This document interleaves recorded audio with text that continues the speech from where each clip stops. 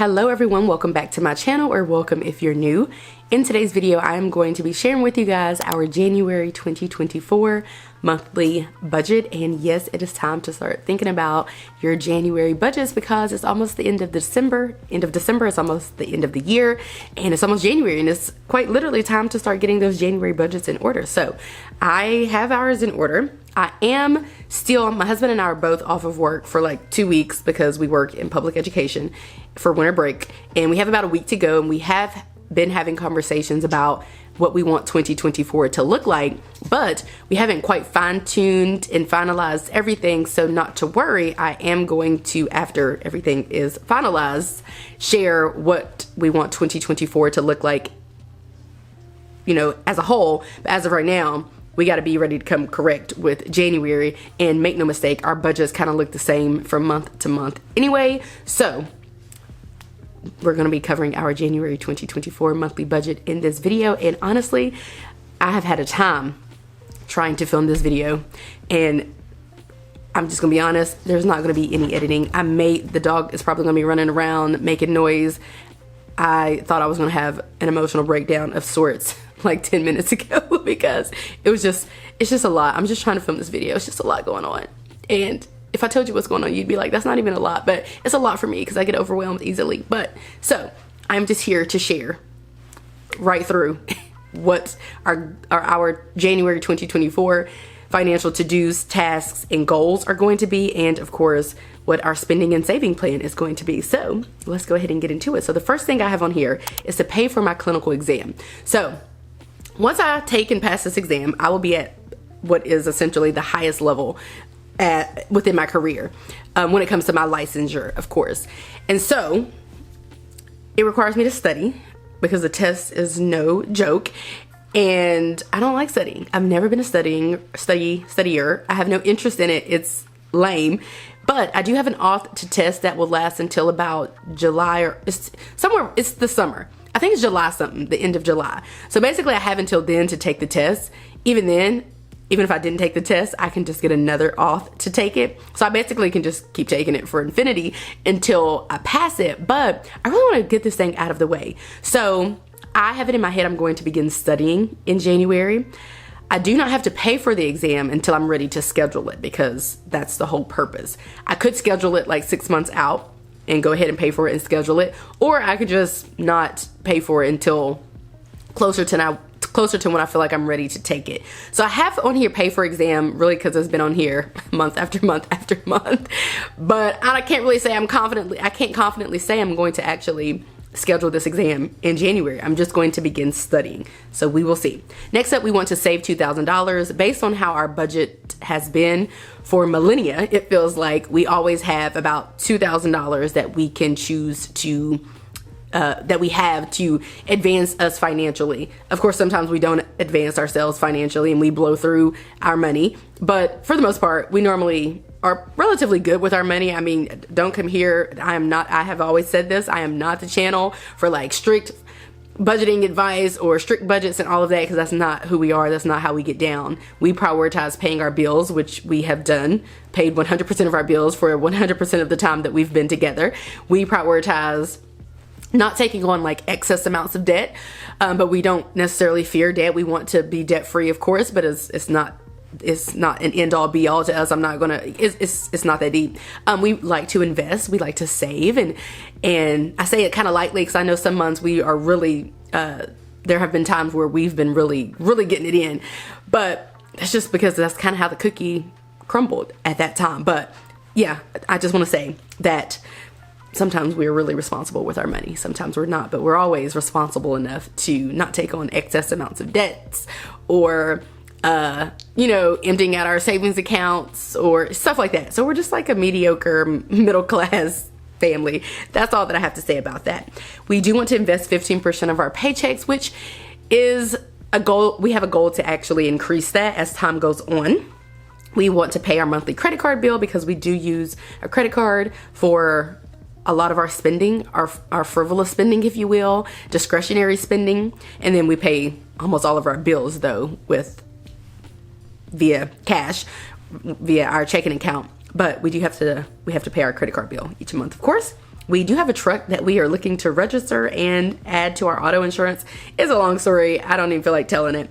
I have on here to schedule the chiropractor because for whatever reason, I had it in my head a few months ago that I wanted to go because I had a back situation. But now I don't really know if I really care to go. But I feel like I do want to go, but it's just on here for the time being. Also schedule OBGYN appointment because I'm very serious about my medical appointments. I do not play around, which is why a few days ago I went to an appointment checkup or what have you with my primary care physician, and everything has improved from the beginning of the year. I'm talking blood pressure has improved, and A1C, and I say the insides. I call it my vitals. See, we're not doing this today. I can't. I'm easily distracted. Can you tell? Well, I'm only easily distracted when there are distractions. Otherwise, if people leave me alone, it was some random caller. I don't know who that was. If people leave me alone, then I'm not distracted. But when people are bothering me, then I'm distracted. So what was I saying? My vitamin D deficiency is no longer as deficient, and other things have improved. You know, I had a very extensive eye exam this year, and then I had to do a follow-up, and that's my eye stuff is all in the normal range, which is cool because I am getting older. I am the only one, I feel like, in life who doesn't wear glasses or contacts, especially in my family and even my husband's family. So yeah, I think almost all of them, lots of people wear glasses and contacts and stuff. So I'm happy to have eyes that are in the normal range. I can see pretty good, so on and so forth. All right, next up, we do want to save $245 for our sinking funds each month. We like to save a small amount to be able to pay for our non-monthly bills and subscriptions when they come due. As an example, each month we save about $180 so that we can pay our car insurance, which is due every 6 months.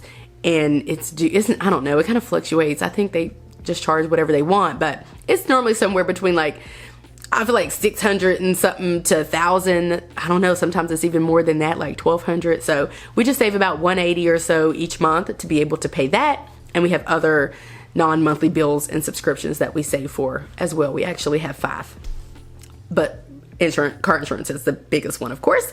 I have on here to sign up for BarkBox for my dog. You know, that's something I've been wanting to do. Turn in my mileage, which I do every month at work, a recurring to do.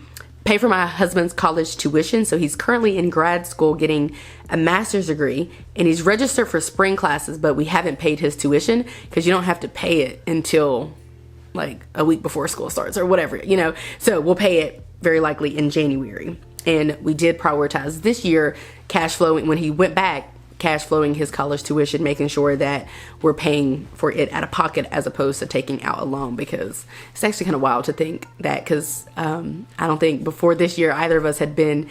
I did take a couple college classes that I needed for my licensure. I forgot about that. No, but I thought my job paid for him. I feel like my job paid for him, or maybe I paid for him and then they reimbursed me. So I don't think either of us had attended school, and since we graduated 10 plus years ago, I think. I'm lying. Why am I acting like I'm that old?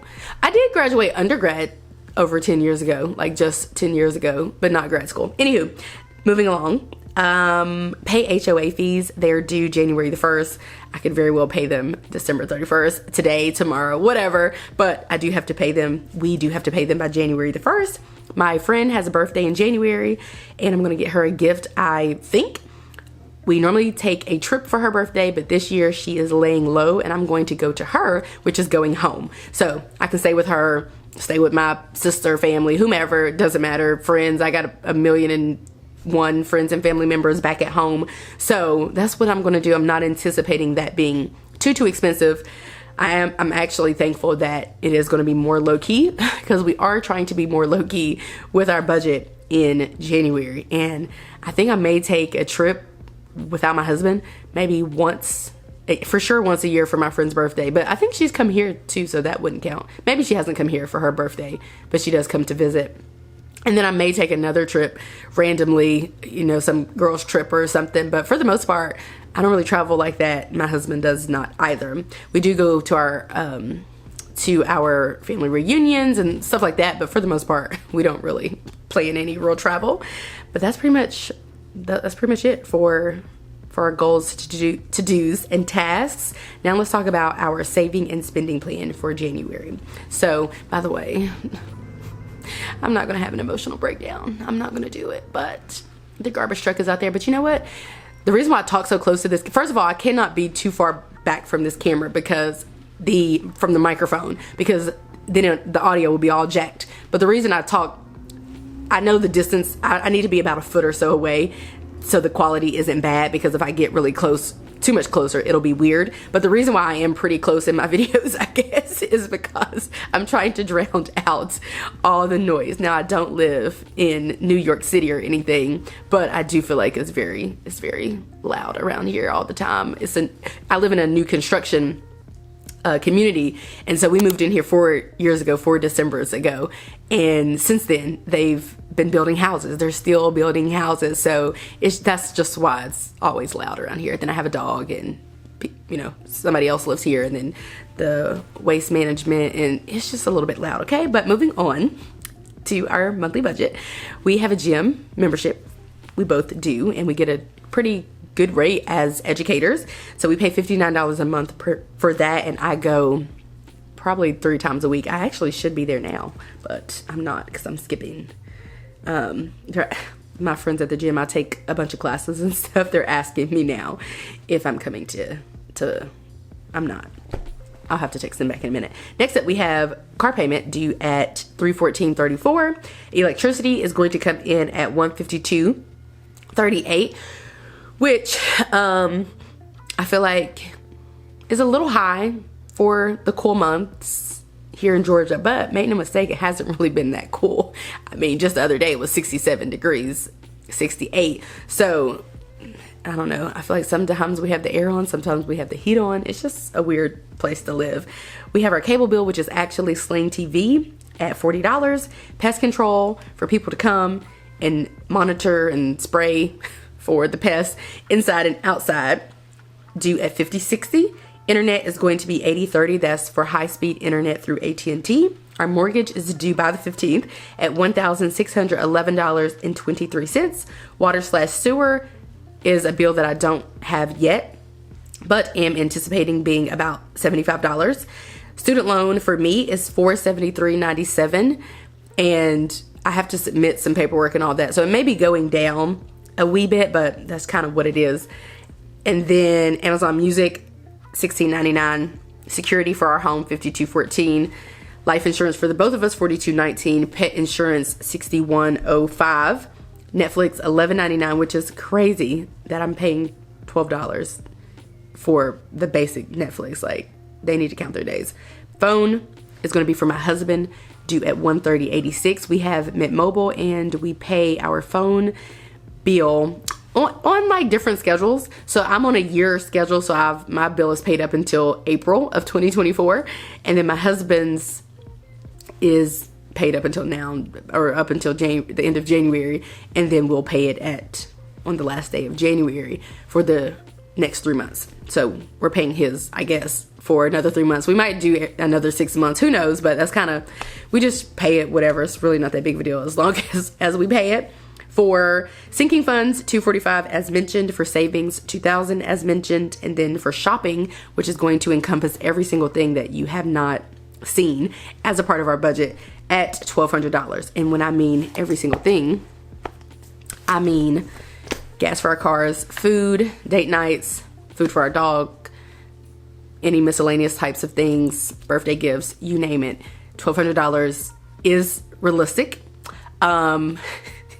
It is realistic based on the math that we mathed the other day, but it would be us not doing a lot of different things. Like, we like to host our family and friends, and we like to pick up tabs here or there, do a lot of giving and such, do a lot of running of the streets, club hopping, my husband and me. We're just for the streets, for lack of better terms. And so this isn't pretty much an at-home budget. That $1,200 is a eat at home, pretty much every meal, have a couple date nights per month, but that aren't too major, and yeah, enjoy a few amenities that we have at home, such as card games and board games, Netflix, and some cable and movies, and our pool table. We do have a pool table. We have a pool too, but you know, it's winter. That's what $1,200 gets us, but it is feasible. It's just a little tight, but that's just what we are aiming to do in January. So we don't really know, haven't finalized quite yet what our financial goals will be specifically and what our plan is for accomplishing them, but we do know we do have to scale back but one thing that I do want to mention though is that our budget is based on pretty much our minimum income. Because of side hustles, we can bring in more income. So if we do that, then that is pretty much the only way we can be chaotic and reckless and run the streets. Only after meeting our financial goals and bringing in extra money are we going to realistically be able to be in the streets and to host and do those types of things that we like doing. Luckily, we're not people who actually shop for things like clothes and shoes and stuff. I might get a new bag here or there. I might get a new piece of clothes here or there. My husband might buy some shoes or something here or there, but we're not big into shopping. So that's really the only way we kind of get away with such a budget. And I do want to mention that in addition to that, when it comes to shopping, that budget does actually encompass spending money for the both of us. But yeah, so if you think about it, $1,200 is plenty enough for us to eat off of in any given month. And it gives us a little extra wiggle room, I guess, to be able to get a few things that we might want throughout the month, you know, little things here or there. I have enough money. There's enough money in that budget for me to do some friend dates, a couple dates here or there, you know, like little stuff like that. It's just, you know, it's feasible. It's just a little tight, and we have to be very mindful of our money when we are on such a budget. So that's the only thing we know for sure at this moment. Anyway, that's going to be our budget for January of 2024. I went through and I looked at my calendar for 2024 and made a mistake. There are a lot of things that I feel like I need to do, or I have a lot of responsibilities and obligations in January, but none of them require me to spend money except the trip. Like, I'm going to a birthday party, but again, we have a shopping budget to be able to take a birthday gift and stuff like that. We are going to a birthday party and then I'm going on the trip for my friends. I'm taking the trip to my friend for her birthday, but I have a bunch of little things here or there, but either they're already paid for or they don't require money. It's just I have a lot to do. It just doesn't require me to spend money. A lot of like Zoom meetings and calls and stuff like that. So that's gonna be our budget for January of 2024. I will be back in probably a week or so with a financial reset, because I want to kind of talk about 2023 and how it went with our finances and what we're planning for 2024 and our annual budget, so to speak, stuff like that. So I do want to do a video of that sort, which I will film shortly. You know, we do normally meet with our financial advisor every December, so we kind of need to do that and plan that and schedule that, and that's normally when we have our real solid plan for moving into the new year. So we will see. So I hope that you guys enjoyed this video. If you did, give it a like. Give it a double like, and leave a comment too, just because I struggle to get. No, I'm just kidding. don't give me a pity like and a pity comment. If you really like this video, give it a like. Subscribe if you're new and if you're liking what you're seeing. And I will catch you guys right back here in a few days in a brand new video. Bye guys.